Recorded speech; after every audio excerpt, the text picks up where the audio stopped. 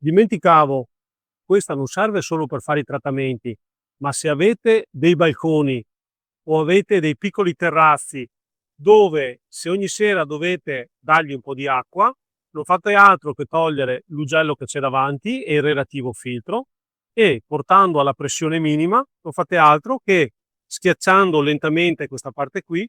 Se volete avete a disposizione 5 litri d'acqua, potete modulare la quantità di acqua spingendo più o meno nella maniglia, quindi così.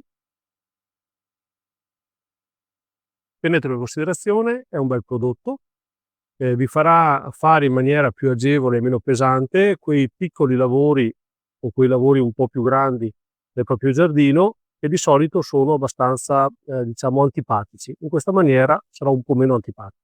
Per l'acquisto cliccate nel link in descrizione. Ciao a tutti e buona erorazione!